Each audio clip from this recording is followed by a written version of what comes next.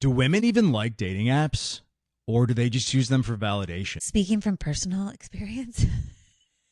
Welcome to Modern Alchemy. Ba-ba-ba-da, ba-ba-ba-da. It's Modern Alchemy with Joe Jennings and Christina Nichols. The best podcast ever. I love The Price is Right. So good. I actually looked at buying one of those Price is Right microphones. This little one? It's the little guy. To get a good one, like not a piece of shit one, they're up there. It wouldn't be just a fun thing to have. It would basically be, this is the budget for the microphone I now use. Oh. And I would just have one of those little And then at every commercial break, you'd be like, don't forget to spay and neuter your cat. Also, I heard Bob Barker was a dick. Really? Yeah, he was not nice to the ladies. He talked down to them. He was, I really hate to break it to everybody, but Bob Barker, he was a misogynist.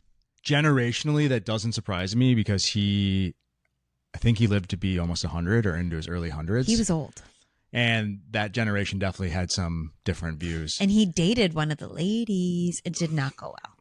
He owns a company that supplies, I don't know if he does anymore, but when I was in college, I got arrested for having a gram of marijuana. Ooh. Yeah, this is when marijuana was a crime. I was also in Iowa City, which is very low crime town. So it was like seatbelt tickets and pot and drinking tickets were probably all their money that they made from college kids. And I had to spend the night in the little jail, and they brought the whole night. Yeah, it was an overnight deal. Because what happens is if you get arrested and for something like that, it's not like a thing where you just like go home.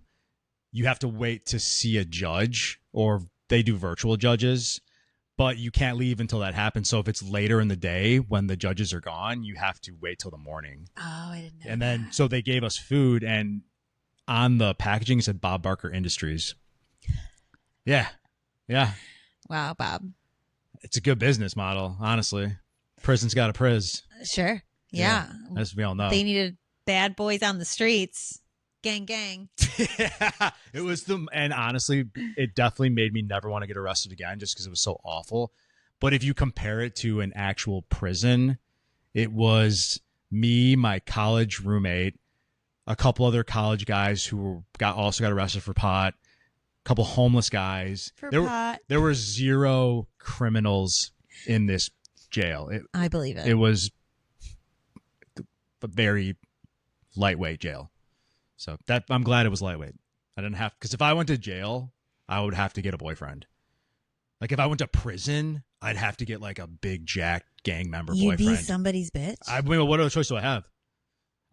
Maybe I should start taking, I don't ever plan on going to jail, but maybe I should start taking Krav Maga or something. You are very personable. So I would say my recommendation would be to really step into those sales skills. You know? Let's get really good at bartering honey buns and cigarettes, and then hopefully I don't get. Or, think about back when there's a king and a queen. You always had the court jester. Even if nothing else, you can entertain someone. Sometimes there's value in that. So figuring out like what your value could be. They probably make me do my milkshake brings all the boys to the yard or something. I don't know why I immediately assumed that I would have to have gay sex in prison. I mean, to get by. Well. Me, on the other hand, you know what would be happening? I would somehow create a ring. I would become a leader. I would not be someone's You'd have bitch. a gang, but it'd be like a positive gang. No, I think in that, and well, I don't know what the gang would be. Sure. But I would cry for a couple days for sure. I'm a big crier. But then I would turn it around and I would get tough. I would do what I needed to be done to survive. Okay. And you would start a gang. I would get scrappy AF. Okay. Yeah, I guess the bar's probably, I don't know what women prison's like. I assume the bar's a little lower in terms of the imminent threat to your personal safety. I don't know. But I don't know if that's that. true. Yeah. They have nothing to lose. You're hanging out with people that have nothing to lose. Yeah. Especially if you're there with lifers. You know what? And I should recalibrate, because the most likely thing for me to ever go to jail for, not that I ever want to or I ever break the law, 'cause I never do, Can I guess? would be a white collar crime. Yeah, I was gonna say insider trading. Yeah, it would be like a country club jail. And then I feel better now. Glad we talked this out. Okay, good. So now we just make friends. I'd be like making toilet wine or something. Even if you went to a white collar jail, you'd still make toilet wine? Probably. I like to embrace the culture.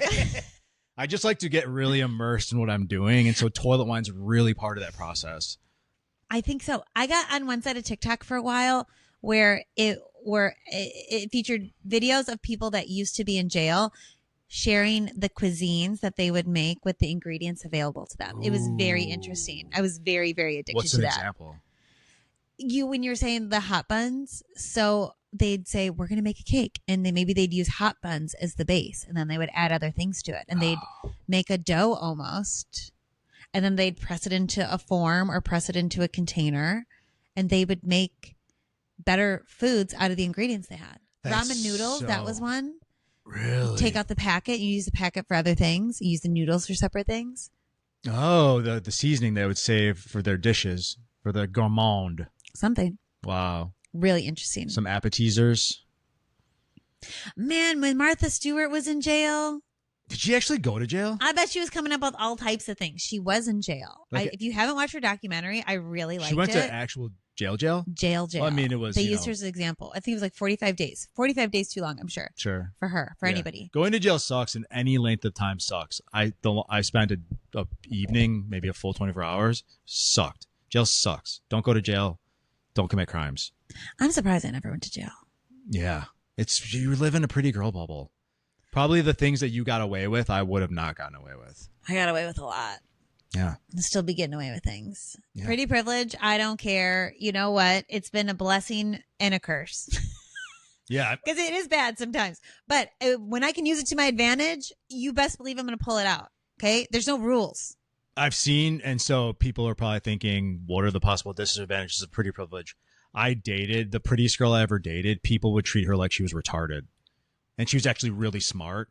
But a lot of women would be rude to her, assuming she was dumb and conceited. And she was actually really nice. Like she was a nerd and had like a glow up. So she didn't even have that I've been pretty my whole life personality. Yeah. She just was super beautiful. And yeah, she would get treated like shit sometimes because she was so hot.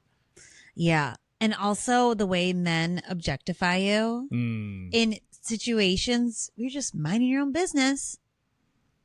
One time, I don't even know if I can say this on camera. I'm going to say it. We'll see. I had this old car. I had my dad's old car. It was a 1978 Brougham Mercury Marquis. Long. I think it was 17 and a half feet long. It's very long for a car. Didn't fit. My parents bought the house they bought because that garage was long enough to fit the car. Wow. And I took it to the gas station, needed air in the tires, just put air in the tires, right? And this schlubby old man comes up and he had these very loose drawstring. I can picture them. They were navy shorts. It was like a sweatpant material that went slightly past the knee because he was so overweight that they were extra large. And so they seemed very long on his body. And he had this very disheveled shirt and he came over. And at first I thought he was homeless. And I was like, oh my God, what's happening here? I'm like on the ground, putting the air in the tire. I'm looking up at the sky. And he said, you know what? And I was like, great. What could this man possibly need to say to me at 10:30 in the morning when I'm just here, probably looking also homeless? It's probably about the car. So I'm like, great. He's going to mansplain me something about the car. What? What are you? I'm going to masturbate to you later. Really? And I was like, Jesus fucking Christ. Wow. Can't even go to get, I can't even do a daytime activity. As someone who the other day was at the gym and talked to this cute Asian girl and then wanted to talk to her again later to get her number and pussied out, I'm very impressed by that guy's confidence. I'm not saying that was the right thing to say. No, but I think that's his kink, right? Like he's going to come over to a pretty girl. Oh, wow, okay. He's going to say something really ridiculous. And then he's going to masturbate to that whole thought, like that whole interaction. Did you see your face when I said that? And he's like, yeah, okay. Yeah. Oh, because one time I was in Cuba and we got lost and we were on these streets in Cienfuegos, me and two of my girlfriends. Fuegos. And we were trying to find our hostel and like, you don't have phones, like nothing works there. We're looking around. I'm like, I'm pretty good with directions, but I think we're one block over. I think we're just on the wrong block. And it was super dark. We look down the street and this guy's jacking off in the middle of the street. Okay. So the three of us Was react. it an alley? No, like a street, like your house. During the day? At night, in the middle of the night. Oh, wow. He's standing in the middle of the street going ham. And the three of us are like, nah, you're so gross, you fucking pervert. And he did that as he saw you guys. He's like, this is my moment. We start yelling and he got more enthusiastic. So that was what he needed to climax. Yes. And then I think the three of us realized in that moment, like, oh, he likes this. And we just, whoop, silence. You fucking loser. I was saying all these things and I'm like, oh, he likes it. Now I'm going to give you nothing. That's the guy who wants to be humiliated. Tell me I've been a bad boy. Yeah. So let's unpack to that your trauma. baby question, no. I don't even think that made it into the episode. But maybe we should make it into the episode. I don't know if this makes it into Well, do you have a question? So just so you guys know, this episode, and this is all on brand because we're going to talk about dating apps and something that we're both interested in is relationships in general. And I'm single and I use the dating apps and I've kind of been very curious about that effect psychologically on humanity and also the fact that they're essentially monetizing loneliness to the tune of let me look that up actually. So it was by 2025, dating app market is projected to hit $13 billion in revenue. So love is a business, but it's only in loneliness where it's profitable on the dating app side. Obviously there's a lot of money on the side of actual bringing people together, weddings, and why is a wedding invitation $8 million? I don't know. But dating apps are literally incentivizing loneliness because that's how they get money. They're publicly traded companies. I think Bumble and Tinder are. It's messy. I don't know about them being publicly traded or not, but it does make sense that it's hitting on loneliness. I mean, there's an algorithm, right? So if I just consider other algorithms, let's say TikTok, we know it's going to give you a handful of shit videos and it's going to give you a really good video. And then it's going to give you some bad videos and then a really good video. So it makes sense that it would do the same in terms of the swiping. So it keeps your attention, right? It'll actually kill your profile after a while if you're not getting good engagement. So I read somewhere that, and just like, and I've never even thought about it like that, but you nailed it on the head. It's essentially the same virality score. It's like hotness, and it's really more traditional hotness. So what people collectively believe is attractive winds up rising to the top. And then what is unattractive or societally, collectively unattractive goes to the bottom. I remade my profile a month ago and I started getting a ton more matches. So it's kind of like when you have a new TikTok account, they'll push more views to you. But then once they go, oh, this person, you run out of people to swipe on, number one. And then also, if you get enough negative swipes, statistically, men swipe 60% of the time right. Women only swipe 4.5-5% of the time. I believe it. So just being a guy on the app, you're eventually, the algorithm's going to just send you to the bottom unless you're in that top 5%, which obviously I am. But I mean, on a bad day, maybe I don't get enough swipes to go viral. Do you remember the website Hot or Not? Oh my God. So good. This makes me think of that.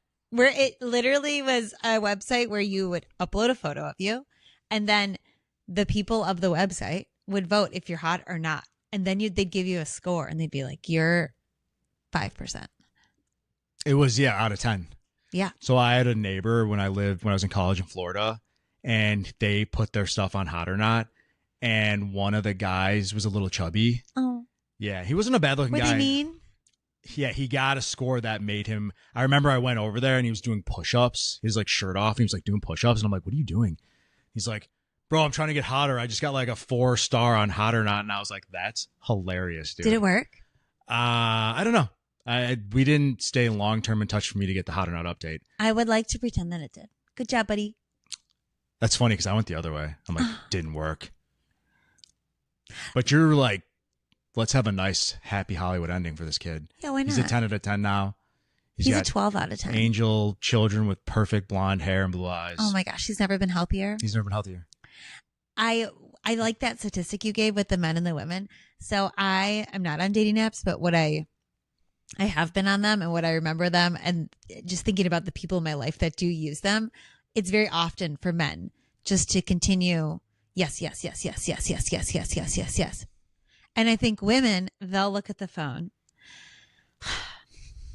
then they go to the next photo, right? Like they're analyzing the photo, they're looking at the photo, they're thinking about it, they're reading the quote or the comment. I mean, if they don't like it, immediately no. But I'm saying these pauses because that's where I think this 4.5% comes in. Because I've seen women be like, I don't know if I like his job. Oh, he's a smoker. Thinking about it, right? It's less impulsive than men, which makes sense because hot take. This is going down a dark hole in my brain, but in the murder community, I listen to murder podcasts and it's always women, they're more methodical, right? And men are heat of passion. Oh, and 100%. The same here with dating apps. It's like the time when I made the joke about shitting on the dude's windshield for the birds. And then your brain went, yeah, what if you could get it to happen every day for a year? And he started to believe that birds were targeting him. It's not like it's good or bad. It's just women are just much more thoughtful intellectually.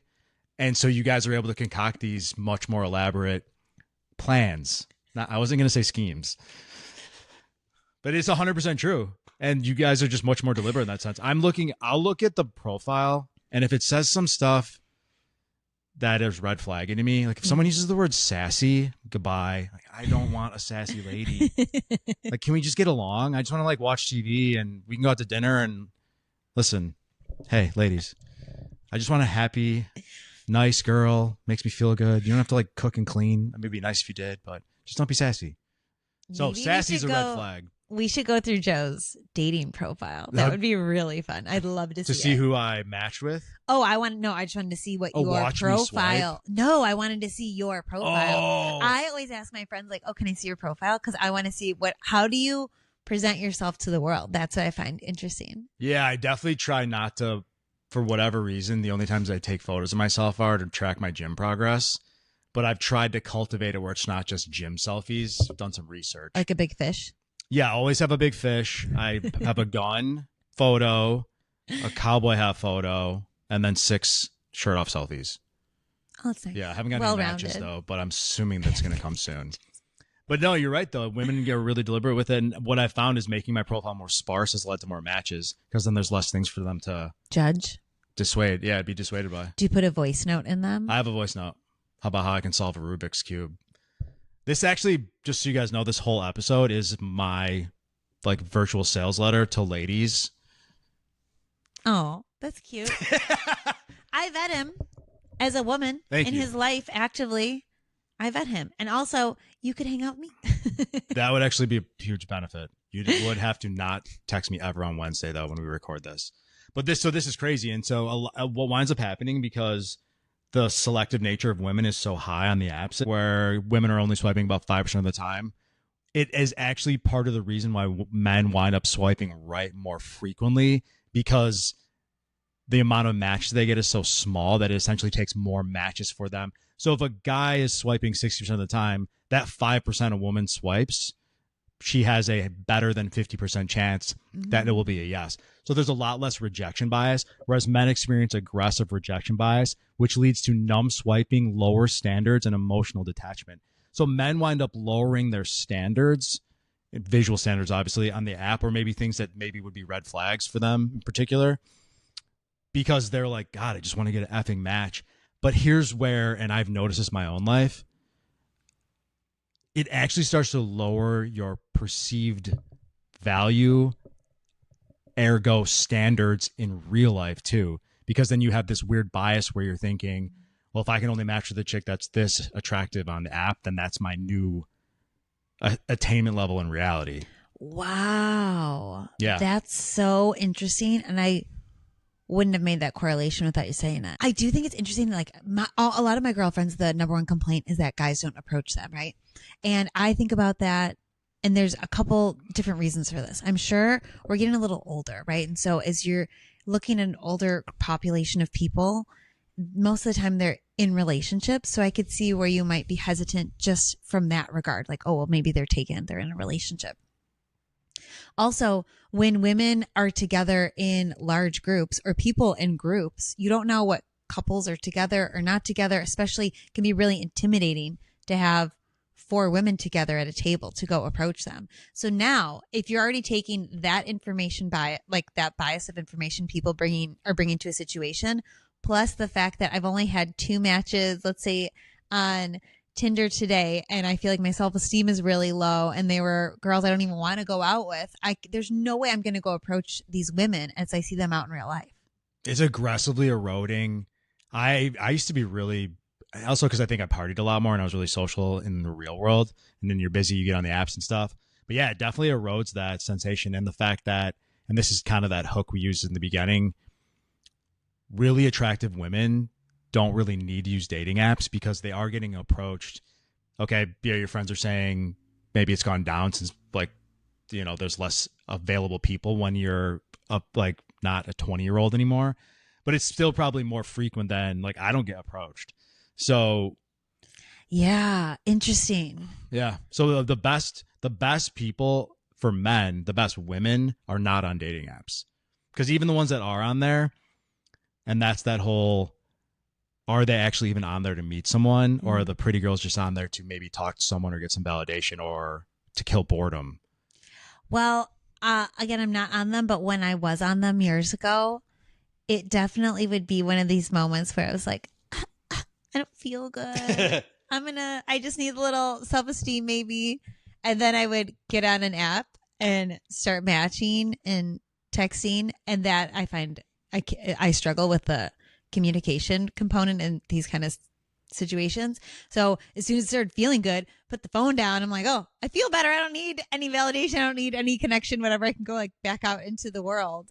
And then these guys would be like, you're not messaging me back. I wanted to plan something. And I'm like, oh yeah, but I'm back to real life now. Right. You're right. So I guess in an asshole way of saying it, yes. And I don't think it's nefarious. I think it sucks to be on the receiving end of it.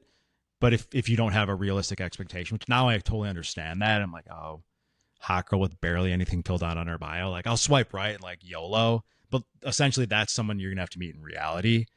Where I think some of these dudes, especially if they're, I don't know, if they've just had this rejection feedback loop and they're like, oh my God, this is the hottest girl I've ever matched with. And then they imagine their whole life with you and you're just like, hey, how are you? You have a good day? They're like, you're really pretty. You're like, yes, bye. Yeah. I'm not saying that's what it's like, but yeah. I definitely think it creates this weird, I don't know, man. It's a very unique thing. Like I wouldn't rather be a girl, but in dating, I think women have all the advantages in terms of ease of access and things of that nature. Yeah, I agree. You just need a little bit of confidence. I think the number one thing for women and men, but for women, if you want to get a guy's attention, you don't need to be drastic. You just have to make eye contact with them. You have to actually hold the eye contact and then look away and then remind them that, yes, I was looking at you very intentionally, and then look away again. Because if you look at them for 3 seconds like this, they're probably going to go, I don't know, was she looking at me? Was she not looking at me? Maybe she was looking behind me. And then if you do it again quickly, they don't know. Make it intentional. And you know what? If they don't look at you, who cares? You were just looking in a direction. Someone chose to not look at you. It's okay. But they probably will look at you and then they'll probably come over and talk to you. That is crazy that that's literally all it takes most of the time. Yeah. Like if I could be like, oh, that's a hot girl. She's like, oh, let me go talk to that guy. Yeah, because if I'm looking at you for an extended period of time and you can feel that from across the room, and I've gotten validation, I've done it twice. Yeah. And you're probably like, okay, I feel I've got the okay the to go twofer, approach her. I would go with the twofer. Yes. I you know what stinks though? Maybe I should just get my eyes fixed. I don't wear my glasses when I'm in places. So there's probably, I mean, you guys see me, right? Just kidding. But like that's probably happened to me and I have no idea. Like yesterday at the gym. So I'm doing this calf machine and there's a Smith machine and this like cute Asian chick. And I had a bunch of plates on it because I was just doing the machine and I didn't take them off because I am lazy and I never do. But I'm like, oh, I'll use this as an opportunity to like be funny. And I'm like, oh, you need me to put some more plates on here? And there were already 2 on there. And she was like, what? No, I'm not even going to do 1 plate. And I was like, that was a fucking joke. Like when you laugh at my joke. But we had like a cute interaction. Then I'm like, have a good workout. And then I'm like, oh, fuck, I didn't like go in for the kill. So then she's on another machine and I don't know if she's looking at me. Like she looked back, but then I can't see. So I'm going, well, I have no clue. But you know what you've done now? You've been so aloof because you don't know. If she does like you, she probably likes you a little bit more now. No, so you're saying she's in love with me now? Basically. Yeah. Why don't you put your plates away? Me? Oh, yeah. Oh my God, I hate you at the gym. Yeah. I will go behind you and I'll say, oh, did you? Oh, do we forget these? I would actively say something to you. So, and I will amend it a little. I won't ever leave more than 2 plates on a machine. So if I'm doing leg press and obviously I do like, 20 or 40 plates on leg press. Okay, I guess on a leg press, if you left plates, I'd leave 2 max. I'm okay with that on a leg press. But on a rack, I fucking will wring your neck. Yeah. No, I don't know when I fell into that habit. It's definitely a elitist habit. No, you're lazy and inconsiderate of other people and their time. Sure. Yeah, no, it's definitely Look how angry I'm getting. I want to spend less time doing the cleanup and more time doing my workout. Yeah, I also get frustrated because I'm so small and everything's so heavy that it's twice as much work for me to set something up. I've never thought of that. Got to break this person's stuff down. At the gym I go to too, what's really funny is I'm one of the older dudes and I'm also one of the bigger dudes. And I think when I leave weights on machines, people just assume I'm still using it and then they don't use it.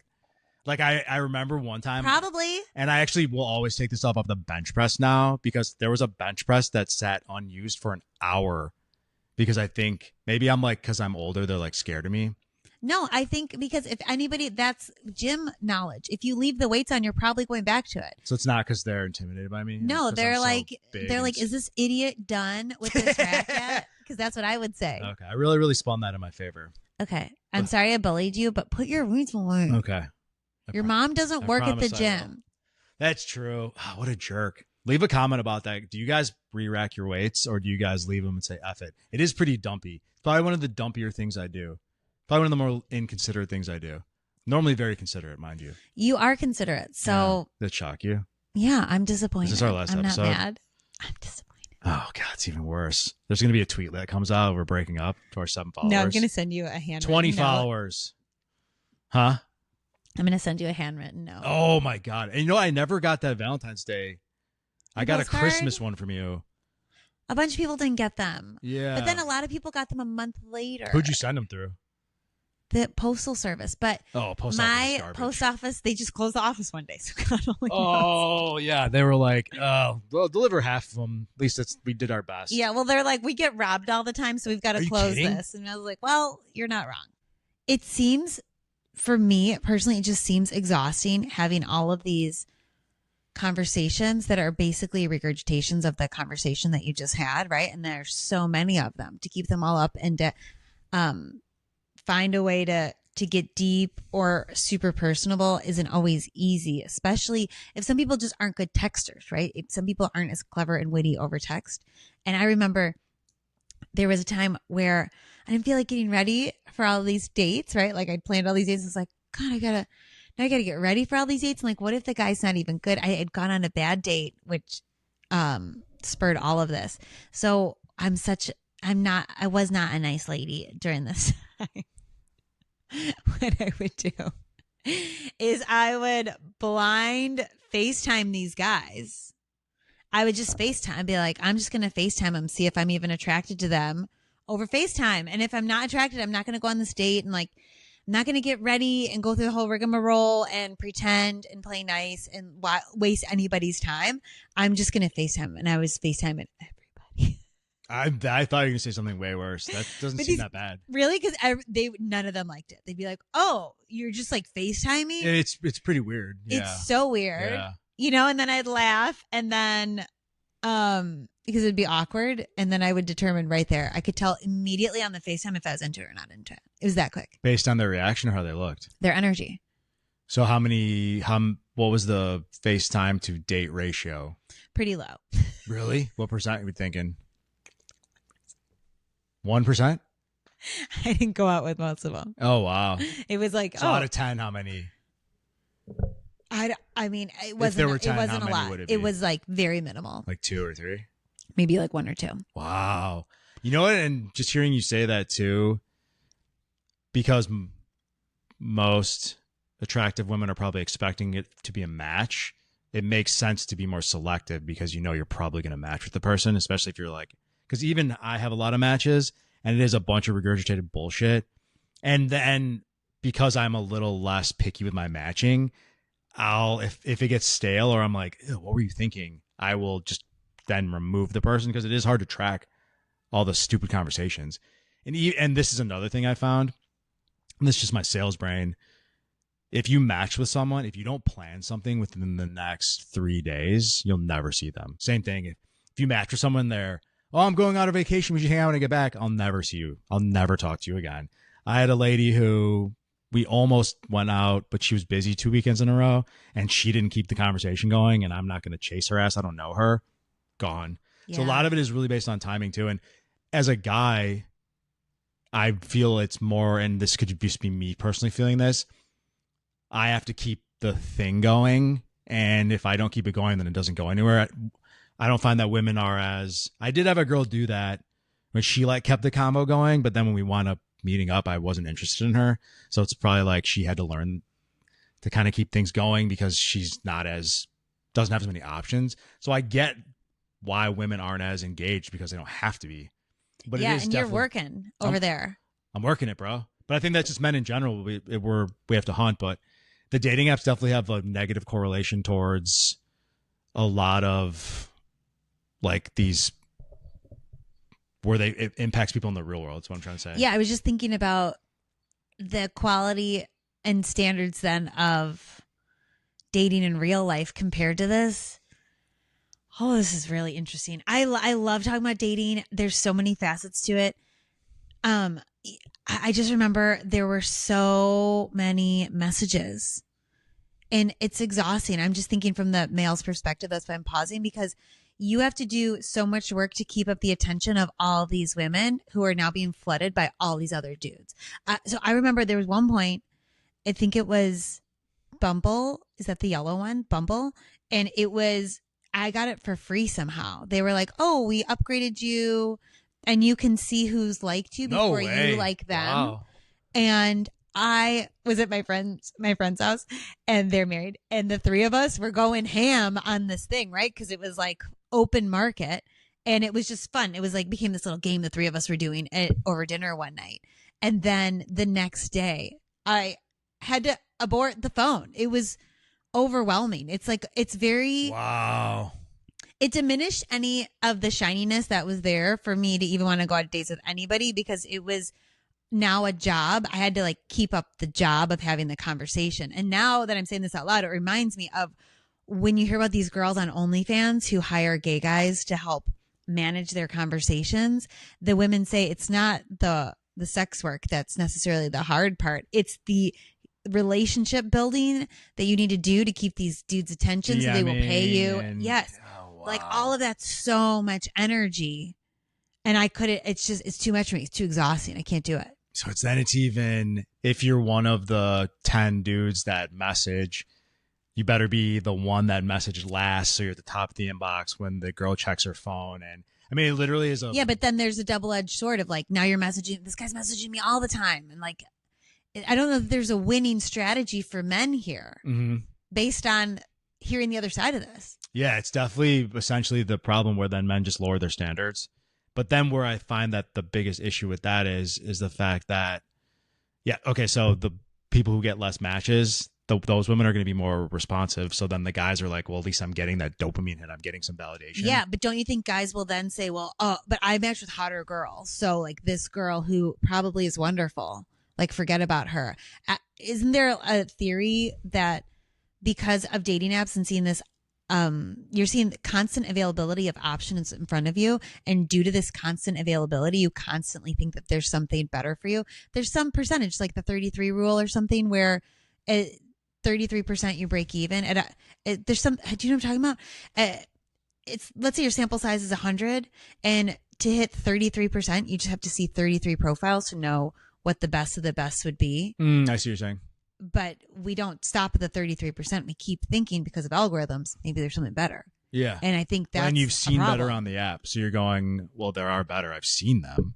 And you just keep going. I know they're here. Especially when you live somewhere where there's a lot of attractive people. Like when I lived in the city, I had never tried to be in a monogamous relationship. And I probably went on 3 dates a week. It was just so easy to be like, cool hot girl. It was like unlimited options. Yeah. So if you're not ready to settle down, you meet a girl that's kind of nice, you really like her, but you're not sure and you want to know about other options, it's probably going to ruin the dating experience for both of you. Yeah. Then I didn't even think about that angle. It's totally true. It's definitely saturating us with ease of access. But if you want to settle down and you are, I think it's a net negative, unless you just want to be promiscuous or just casually date a lot of people and you're in an area that supports that population wise. And then I think that's really great. It works for that. But to actually find someone, it's actually making it worse. And this is mental. So Pew Research did a study in 2023. 57% of users feel more insecure about dating after using apps.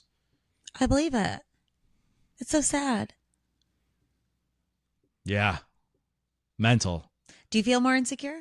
I definitely, because I hadn't really thought about this because I do decent with dating and I'm not afraid of approaching people.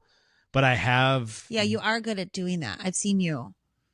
You will approach women in real life. You have to. No, I think it's preferred. Women would prefer it.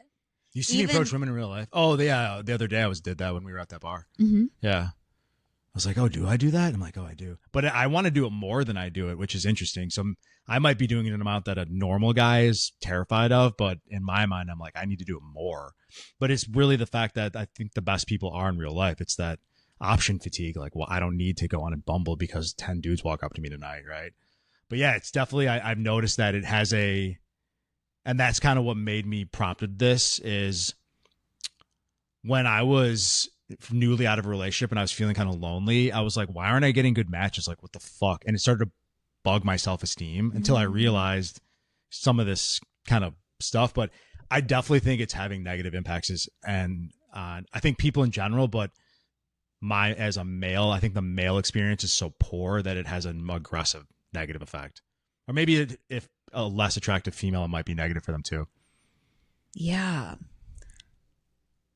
I prefer real life for everything because it just is more exciting when you meet someone and you both find each other attractive or you're interested in what the other person has to say. It's this whole new experience, right? Because you've never met this person before.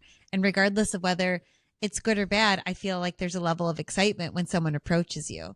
And even if it's someone that you're not interested in, oftentimes it's still, there's still like some kind of spark, right? Whether that be, I feel really nice. This guy came up to me or he said something really nice to me. Or on the other end of it, like, I feel really confident that I was able to like go and talk to this person. There's something that can be taken out of those relationships. And swiping is so interpersonal. Yeah, it's void of interpersonal connection. And for guys, because I want to make sure that this has some positive correlations too. Like, it's okay to use dating apps. Like, I still use the apps. But yeah. I also think noticing when women are interested and just practicing the skill of approaching. The other day, so I have this dude I work out with, Noah, at my gym. He's cool. We work out like 1 or 2 days a week. And there's this girl that she's too young for my mental capacity. Like, she's probably 21 and I probably could not have a real conversation with her, but she's really hot. And he's like, dude, you should talk to that girl. And I was like, okay. And I just like, hey, what's up? And she was like, hi. I'm like, so she's shy. So it's two things. So I wasn't afraid because I knew it wasn't going to go anywhere. I was completely detached and because he dared me. Yeah.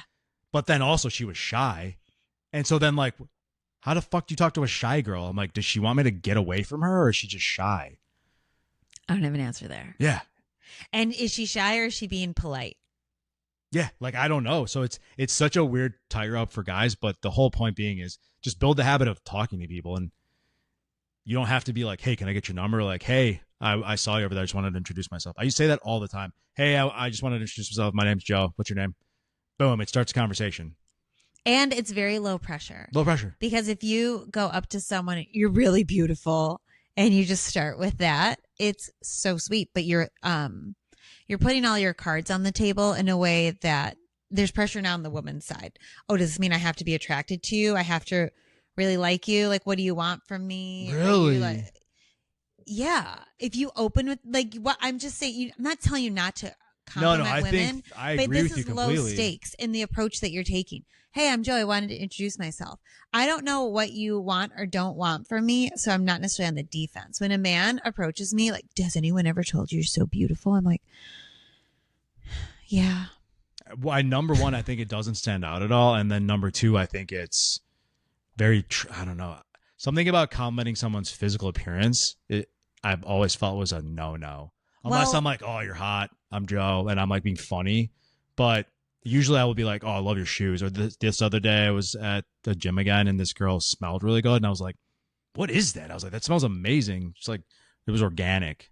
And we had like a little combo, something from Target. Okay, that's wonderful. And I think they're complimenting a feature. I think when a man's like, you're so beautiful, I'm like, does this guy just want to have sex with me? And that's the only reason you're talking to me. So someone who's been objectified for a lot of her life, I can't help but sometimes assume that that's what men are going for. Is that the first thought you have? Is depending on how the approach is and what he's saying to me, if sometimes, yes. I always assumed it was, it's so unoriginal, and then also I'm like putting the woman on a pedestal, which makes me less attractive. Yeah, all of it. It's just too much. It's too much. You can just say hi. You can compliment me. You have really shiny hair. If you went up to a girl and you're like, your hair is so shiny, she'd be like, really? What? Thank you so much. I noticed. I've been using this new thing. Oh, that's a good intro. It's a great intro because you're not objectifying her in a sexual manner. You're not like, you're a sex object right now, because sometimes that's what it feels like. Yeah. And it's unique. You're catching them off guard. It's a genuine compliment about them. I always notice nails. Like when nails are, I'm like, oh, I love your nails. See, that's great. That's really nice. I usually just do shoes, though. I usually pick shoes as a compliment point. Safe space. Yeah, safe space. It's just low. It's really about like, I think it's more about if you're confident to go up to a chick and be like, oh, you're so hot. Like, good luck. But if I was that comfortable doing that and I didn't care, great. But really, it's better to, from my mind, if it also takes the pressure off me. It's really not so much them that it's like, and I wish more women understood, and maybe you guys do, maybe you give me some feedback on this from your lady life and lady friends, but having to be the one that does all the approaching it's like a thing. Like it's not as easy as people think it is. I give guys a lot of credit because I don't approach anybody. I'll just give them the eyeballs. But you are working this muscle really, really hard. And I thought of one other thing back to the hotness. You can go up to a woman, girl, a lady, and say you're super hot. But the only time I think it works is if you're noticeably not hotter and you are making a joke of it somehow, or you meet the hotness level. So you have to be, I would assume you'd have to be, they would have to desire you equally hotness wise for them to be like, you're hot too. And then you're like, then you immediately have sex and the girl's pregnant. Yes, that's how it works. That's okay. So that's what I assumed. So guys, really the whole moral of this episode is just be hotter. If you're not hot, get hotter. Do your best, okay? It's okay. Thanks for watching. No, just kidding. But like, take the pressure off yourself. What are some things that, like, what's some of the best pickup lines you've ever heard from guys? And then I guess what advice do you have for things that men can do? Shiny hair was great. Yeah, what's the best pickup line you've ever got hit with? I'm not going to remember this kind of stuff. There's been so many. I definitely have said a lot of, I'm very quick and I'll have a nice retort often to a line. And I think what I find more charming than that. So one time a guy asked me out. He was my boyfriend at one point. So he asked me out. He's like, what are you doing on Thursday or something? And I was like, I'm washing my hair. And he had some funny retort. I don't remember what it was, but we always joked that like, oh, you're washing your hair. And he was so funny on the pickup. I was like, oh, now you got my attention. So he got through your shit test. And then that made you go, okay, there might be something here. Yeah, because I wasn't interested initially. And I was like, I don't want to go out with this guy. And then I was like, oh, he's funny. He's smart. Because if you're clever to me, I read that as you being funny and smart. Because I don't think you can be clever without being smart. Yeah, wittiness requires intelligence. Yes. And so that broke my little barrier. So I guess what I'm trying to say is anything that you could do to show off your personality more is going to help. Yeah, it's a tough one too, especially with how virtual most things are. Like the spaces for men to show off who they are. Because I think a lot of guys, because approaching is in their minds a zero-sum game, they don't get an opportunity to showcase their personality. Because I think there are probably more men that are slow burn personalities, because it's kind of, men are kind of more taught to be reserved. And then those few guys that have those big extra personalities are the ones that wind up drawing all the attention. And I could be making this up completely, but I'm an extroverted introvert. So some days I'm really good at playing like the dancing monkey guy. And then other days it would be a slow burn day. So Yeah. Yeah. So if you were funny and you're not funny, haha, in that I wear costumes like a clown, but you are just a funny person, I can see where that'd be very difficult to show that type of your part of your personality on a dating app. Especially if you're quick-witted and a lot of your humor comes from your responses to people say. This is where it's that like dry, sarcastic humor that's so funny. Yes, in person. This is where you can show it off. Yeah. Where should people go then? Like if you were Wait, I want to know, what are your pickup lines? I don't really run any pickup lines now. I try to just observe something I notice and be complimentary about it, or just do the "Hey, I'm Joe." But I used to say crazy stuff. So I had this one shtick I used to do where I would walk up to girls and be like, "Hey, I have to tell you something," and they'd go, "Okay, like I'm pregnant." They'd be like, "What?" And I'd be like, "Are you going to do the right thing and take care of this baby?" And it had like a 50-50 success rate. It was really funny. I used to also be shameless and drink a lot. So I think that helped my confidence in that arena. So you had like a bit. I had a little bit. That was one of my bits. What was another one that I did? My friend Anna, my old roommate Anna. Hey, girl. Hey, girl. He excuse me. He started saying it, threw me off. She used to go up to men and say, "You are very attractive." To dudes? Was she attractive?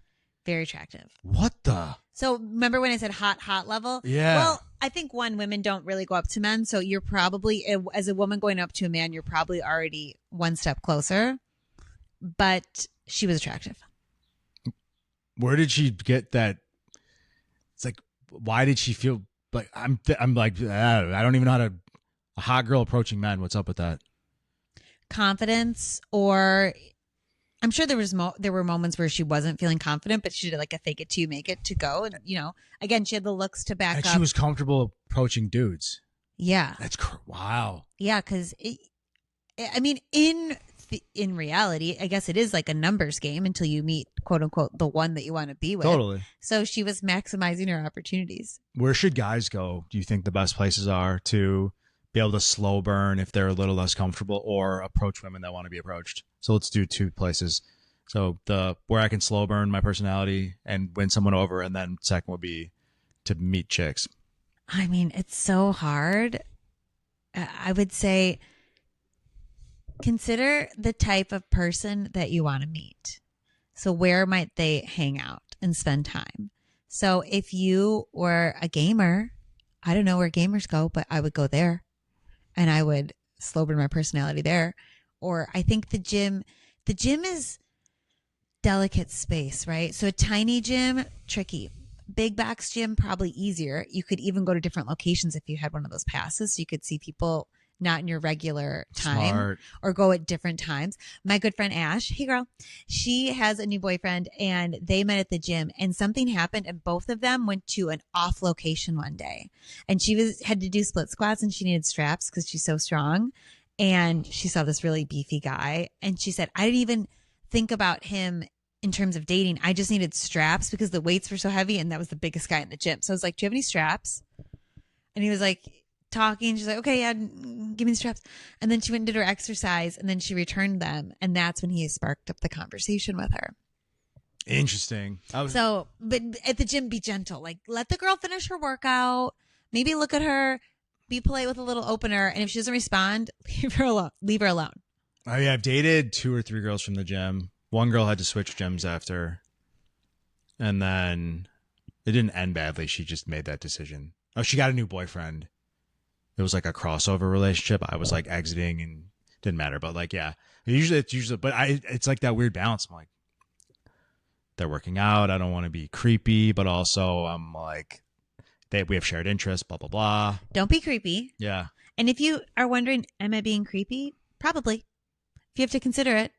Also, just because someone's nice to you doesn't mean they want to have sex with you. It's a weird thing, dude, because women are polite. If you're getting polite, but if they're not engaging, I can usually tell. I think some people don't. But if my whole thing goes back to what's their level of extroversion, I don't actually really want to date a super extroverted girl. I'm really chatty and extroverted. That doesn't work with my personality. I work better with someone who's a good listener. Like I want to be like the center of attention in the relationship. I like to be the entertaining one, I should say. You know what I mean? Like I like to have a captive audience. But then if someone's really introverted and shy, I like to have a captive audience. yeah, you know, like I'm the dancing monkey. So then, but then if I try to talk to someone in person and they're shy, they might be a good fit for that archetype I'm looking for, but I'll have no fucking clue because they're shy. Because they're shy. It's hard. That's why that slow burn, I think Jim's good. I was actually thinking what might be better is like a class, like where it's small group, like CrossFit. And so you always see the person at that 5 o'clock slot, and then you slowly build that. My last boyfriend was from the gym also. And I had a crush on him beforehand because he was so nice to me. Everything at my gym's very big and I'm small. And so I'd be struggling with things and he would always just help me. He would just see it and come over? He would, if he was around, he would just like grab a bar for me and help me. And I'd be like, this guy's so nice. You didn't have to stop what you're doing to come help me, but thank you so much because I'm struggling. It's so hard for me. And you're just helping me and you don't expect anything of me and you just go on about your day. Wow. So if you can find moments of kindness, I think that speaks volumes. Grocery store also, sometimes I'm like, there's cute guys in the grocery store, you know, they're probably normal. I wouldn't mind if a guy, you know, came over and store? said like, how do you feel about these tomatoes today? Would you want him to wait till you were looking at the cucumbers to approach you? That's so funny that I made a tomato reference and you said cucumber. Yeah, because you were thinking tomatoes. Boobs? Okay. Like melons would have been clear, but I don't know what else you grab. balls. Like this. Oh. Not that I grab boobs like this either. Yeah. Honk, honk, honk. Like a little boob troll. So, and I think, man, a big boob troll. Big takeaway, though, guys, is, I mean, just anyone in general, like, okay, no, I wanted to cut action. So then where would someone go if, for the women, the best place to find men that will approach them, that might not be a bar or something?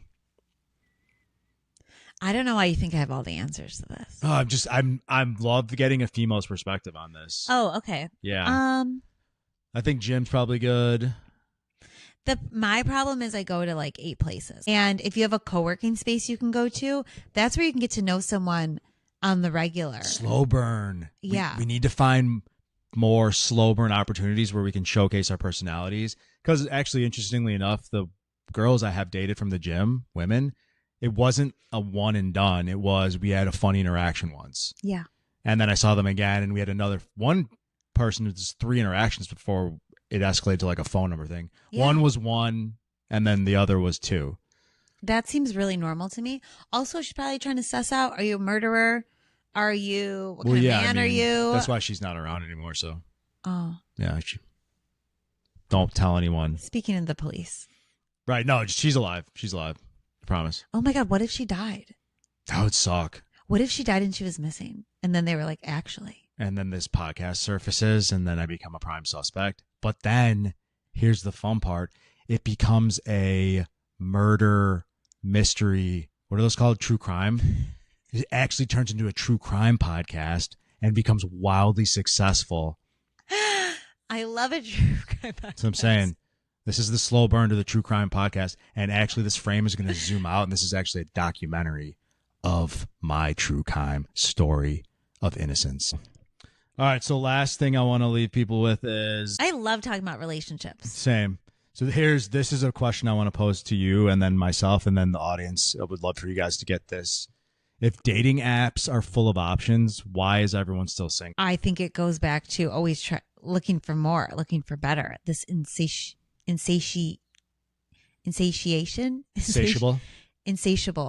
insatiable appetite for dating. It's the bigger, better deal. That's what I called it when I lived in the city. Everyone's looking for the bigger, better deal. It's easy to find. Oh, maybe this is perfect. Yeah, this is about 80%, but maybe this will be 81%. Yeah. Or I'm not on there to actually get into a relationship. The whole point isn't to necessarily get on the relationship for everyone. I've never really thought about it like that, but because recently I had this girl and I really liked her, but she started getting really heavy emotional texts. And I'm like, dude, it's been like a few months. Calm down. But then the last time I got in a relationship, I was dating multiple people, but they slowly started to fall off one by one until there was the one cool chick who never rushed me. And that was the one that became my girlfriend. And so I think it's almost this, war of attrition where the longer you can play it cool until you reach your okay, enough is enough point. And I think some people's enough is enough point. This one girl recently, her enough is enough point was a couple months, which was insane in my mind. Like, everything's going so well. Why are you making it weird? Whereas the other ones maybe lasted over a period of 6 months, and then girl one fell off. Another girl, I remember, she got really annoying and needy, so she fell off, and then it was the cool girl left, and I was like, oh, I want to date the cool girl. Yeah, and as you're saying this back to me, because you are reiterating the thought I was trying to explain, it is weeding out incompatibility, at least. Yeah, and I don't think I think it's such a double-edged sword, though, because it's like you have to know the other person's dating other people when you meet them, so you just have to accept that. But then as a woman, I guess just a person in general, if you want them to commit earlier, yeah, I don't know. I've never had an issue where I've tried to get serious with someone and then they rebuffed it. Like, once I'm at that point, usually, 100% of the time, I don't think that, I don't like force that. Like, I want to be exclusive. I'm like, I do always have that conversation at some point, but it's usually when it's already like obvious. It's like, we're exclusive, right? And I'm like, yeah, I thought we already were. And I'm like, oh, yeah, we are. My last boyfriend, we had been seeing each other for like 4 months. And he said something one day and I go, I'm your girlfriend. And he said, what? I was like, it's been like, let's look at the reality. We're together every day. We've been together for 4 months. Yeah. Like, we're in a relationship. I hate to break it to you. I didn't know if you were aware, but here we are. It's exactly what it is. It's if you make it declarative before it actually is, then it becomes this area to be like, wait a minute. But if it's already happening, he already said I love you. Like, you're my boyfriend. I don't even remember what the first I love you with people has been like. Like, I know I've said it, but oh my God. I had one guy say it to me after weeks, and then I just pretended to not hear it. Did he say it again, or did he just never say it again? No, he's definitely said it again. He said it actually, no, he had slept over, and the next morning he said, I think we were late, but I said, I love you yesterday. And I was like, I know. What'd you say? I said, I know, I'm sorry I didn't acknowledge it. It's just too soon. I mean, I think we met on Thanksgiving, and it was weeks. It was right into I remember it being in December. We met right around Thanksgiving, maybe the day before after Thanksgiving, and then first week of December. I mean, it was weeks. Maybe the second week of December. Yeah, I was like, it is an emotional time for whatever reason because there's a lot of family stuff. Yeah, and it's like, I like you, but like we just met. Wow. Maybe it was 3 weeks. I mean, regardless, we lived far away from each other too, so that's why I think we had the sleepover. But yeah, how'd that play out for him? We ended up dating for a hot second. Oh, that's nice. That's cool that you were reasonable about it, and he didn't like retract himself into like a cave and become a eunuch. No, I think he got pretty. I think he got a little insecure from it, but he did recover. Thank God. It's just not a thing you want to do that early, irregardless of the feeling. What I've realized recently, 3 weeks is too soon. I think it's love bombing. Yeah. No, it's one thing that I've been working on lately is, and I think I just have intrinsically been pretty decent about this, at least in the front end of the relationship. I used to be an absolute mess at the back end of relationships. Where I'd be like, I'm so sad. I love you. Why don't you love me? Like my first breakup in 8th grade, I was like that. Aww. Crushed, destroyed. But I've always been good on the front end with that stuff, like playing it cool. And it's not because you're being untrue. It's you don't want to scare someone off. Reacting on an aggressive, emotional, hormonal feeling is not the time. It's when that calms down and you can reassess, and then you go, all right, Joe, I've only been talking to this girl for 3 weeks. I really like her a lot, but I think saying I love you might be a little aggressive. And then you don't say it. You know what I would do when I felt like I was in love with someone, but I wasn't ready to tell them? I would look them in the eyes, and then I keep my mouth shut. And in my brain, I would go, I love you. I love you. I love you. I love you. But I'd be like this. I just love that idea. Keep your mouth shut. Yeah. That's a good trick because you can still indulge it. I love you. I do it with puppies too. Well, they can actually hear you. They can feel it. But there's no pressure there. But I'm sure my face was like, That's kind of nice, though. I really like that trick. But yeah, my big thing now is hanging in there, letting the emotions calm down. This is a great trick. Like you hit that impact point. Like last week when I was really depressed about my dog, because I had to rehome my dog because I'm never around anymore. He's so, for everyone watching, there's another dog. He's got a yard. His life is infinitely better now. It's amazing. But I was super sad about it, and I thought about texting the person that I'd given the dog to and being like, I made a huge mistake. I need him back. But that would have been an in the heat of the moment thing, which would have been me acting emotionally. And once I calmed down, I reasoned, like, this is the best thing. It actually made me feel better. And let's say I did send that crazy text, and then I had to uncrazy it. That would have made me feel 100 times worse. So avoiding the in the heat of the moment drops when it's 3 weeks or when you're in the breakup end, those are good ones to let calm down. And then do the I love you in your head trick. In your head. In your head, guys. Well. Yeah, you can be as crazy as you want in your own head. No one knows. That's a good hack. I'm going to use that because I tend to vocalize my thoughts on a stream of consciousness. I mean, same.